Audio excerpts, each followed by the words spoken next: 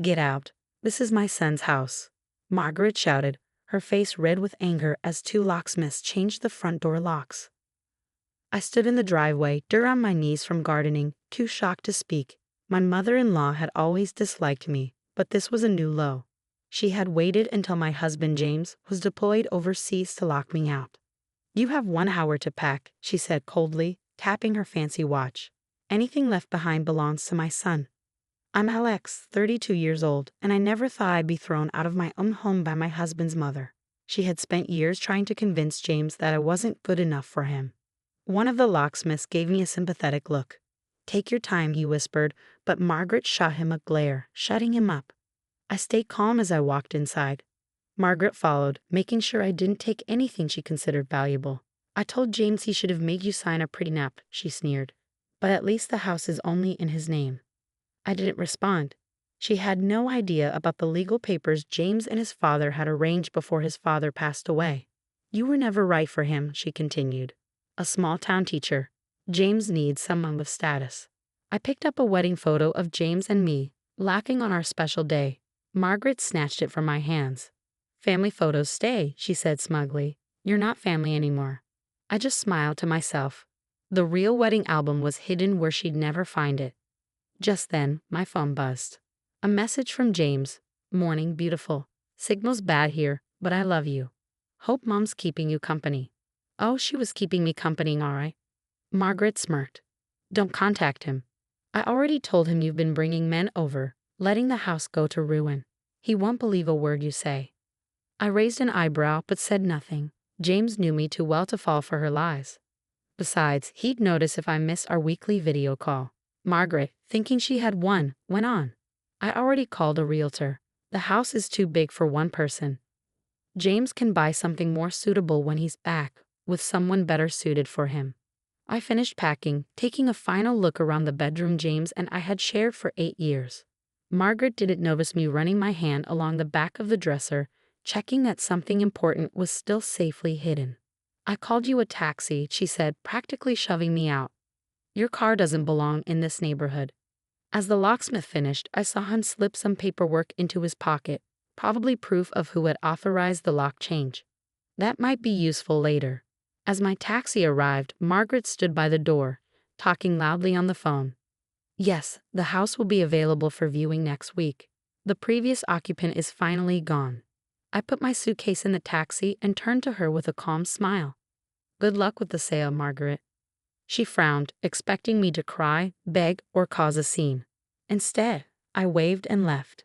She had no idea I was ready for this. I had prepared for years, keeping records, hiding important documents, and planning for the day she'd try something like this. And most importantly, she had no clue about the promise James's father had made before he died. The taxi driver glanced at me. You okay?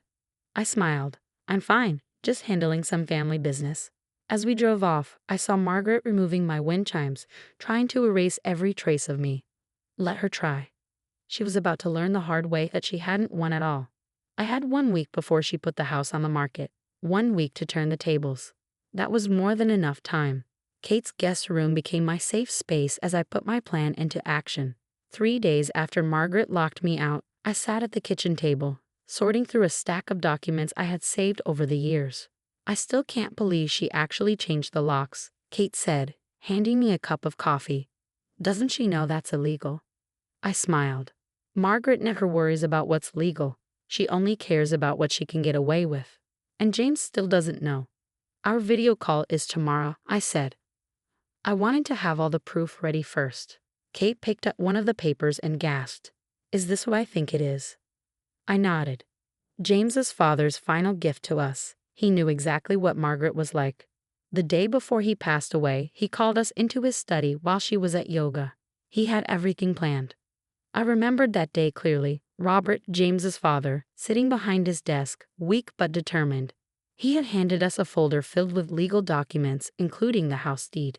My wife means well, he had said, but she always tries to control James. This house should belong to you both, not be something she can use against you. We had signed the papers then and there.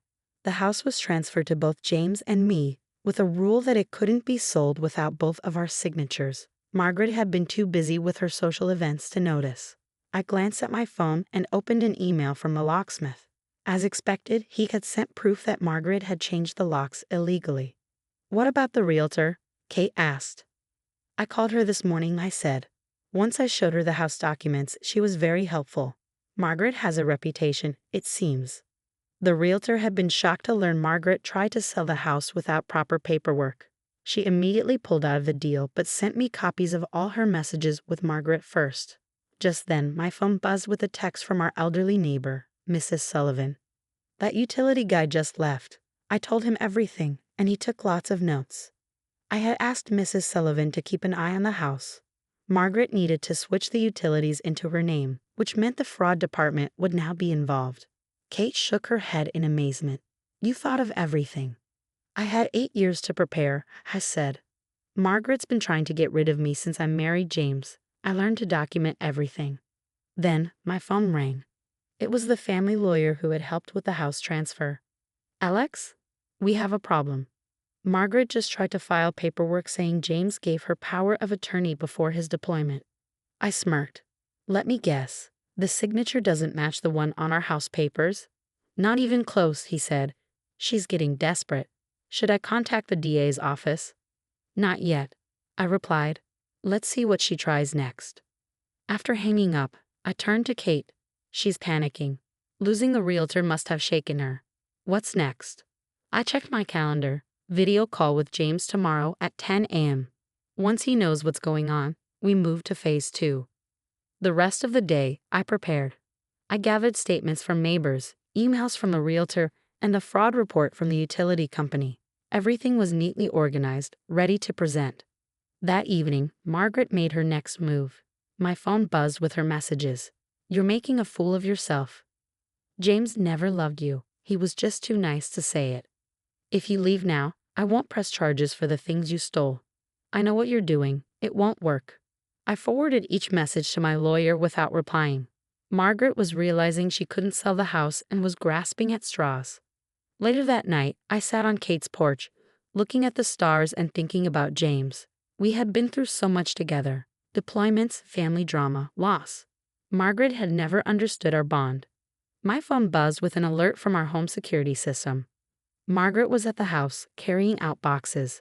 I pulled up the camera feed and saw she was taking photo albums and family mementos. "Should we stop her?" Kate asked. I shook my head. "Those are just copies. The real ones are in our safety deposit box. Let her think she's erasing me. It'll make tomorrow more interesting." I watched Margaret struggle with the boxes, a flicker of pity crossing my mind. She had spent her life trying to control everything. Now she was losing it all. Tomorrow's call with James would change everything. Margaret thought she had won. She had no idea her perfect plan was about to fall apart. At exactly 1,000 hours, James's face appeared on my laptop screen. Despite the grainy video quality, I could see his concerned expression immediately. "Alex, what's going on? Mom's been sending me strange messages about you abandoning the house and stealing things." I tried calling her, but she keeps making excuses. I took a deep breath. "Your mother changed the locks while I was gardening. She kicked me out 4 days ago." His face darkened. "She did what?" Calmly, I shared my screen and began showing him the evidence: the locksmith's documentation, security camera footage, Margaret's threatening texts, and the realtor's correspondence about the attempted illegal sale. "She told me you've been bringing men to the house," James said, his voice tight with anger. "I knew she was lying. You'd never do that. But I never thought she'd go this far." "There's more?" I said, pulling up the power of attorney documents. "She tried to forge your signature." James ran his hands through his hair, a gesture so familiar it made my heart ache. "I'm requesting emergency leave. This has to stop." "Actually," I said, allowing myself a small smile, "I have everything under control. Remember what your father did before he passed away." Understanding dawned on his face. "The property transfer. Mom never knew about that, did she?" "No, she didn't. And right now, she's at the house removing our photos and mementos, thinking she's destroying our only copies." James shook his head. "All these years, Dad knew exactly what she might do. That's why he insisted on the transfer. He loved you," I said softly. "He wanted to protect us from exactly this situation." A notification popped up on my phone. The security system showing Margaret arriving at the house with more boxes. Ready to end this? I asked James. More than ready. 20 minutes later, I pulled into our driveway, Kate beside me for moral support and as a witness. Margaret's expensive SUV was parked haphazardly across the front lawn, her frustration evident even in her parking. I walked up to the front door and rang the doorbell, Kate recording everything on her phone.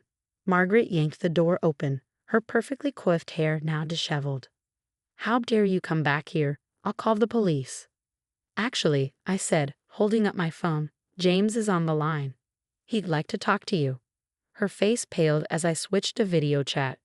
James's face appeared, his military bearing in full effect. "Mother," he said, his voice stern. "Stop what you're doing and let my wife into our home." "James, darling," Margaret stammered, "I was just trying to protect your interests while you're away. She's not good enough for you, she never was. The house belongs to Alex and me," James cut her off. "Dad made sure of that before he died. Every document you tried to forge, every lie you told, it's all documented. You have exactly 1 hour to leave before we file charges." Margaret's composure cracked completely. "Your father would never go behind my back. He knew how important family legacy is." "He did," I said quietly. "That's exactly why he did it." I held up the original property deed, watching as Margaret's eyes widened in recognition of her late husband's signature. All her careful plans, her manipulations, her attempts to erase me, none of it mattered now. "I'll expect your keys on the front step," I said firmly. "All copies, and Margaret? The photos and mementos you've been removing? Those were all duplicates. We learned long ago not to leave anything irreplaceable where you could find it." An hour later, I stood in our living room, watching through the window as Margaret's SUV disappeared down the street. The house felt different somehow, lighter, as if a shadow had finally been lifted. "I've arranged for military police to check on you regularly until I'm home," James said through the video chat. 3 more months, then we'll deal with everything else together." I touched the screen, wishing I could hold his hand. "I miss you." "I miss you too. And Alex, I'm so proud of how you handled this. Dad would be too." After ending the call, I walked through the house, restoring our photos to their rightful places. In his father's old study, I found one last surprise, a letter from Robert dated just before his death. "Dear Alex," it read. "If you're reading this, Margaret finally showed her true colors. I'm sorry for all the years of difficulty she caused you. But I knew you were strong enough to handle it, strong enough to protect the family James and you have built. She never understood that real family isn't about social status or control. It's about love, trust, and standing together against whatever comes. Take care of my son, and take care of yourself. You were always the daughter I wished for." I placed the letter in our family album, next to the real wedding photos and the property deed. Margaret had spent years trying to break us apart, never realizing she was only making us stronger. 3 months wasn't so long to wait. James would come home, and we would rebuild whatever Margaret had tried to destroy. But this time, there would be no more power plays, no more manipulation, no more trying to erase what we had built together. Sometimes the best revenge isn't about getting even. It's about standing your ground and protecting what matters most.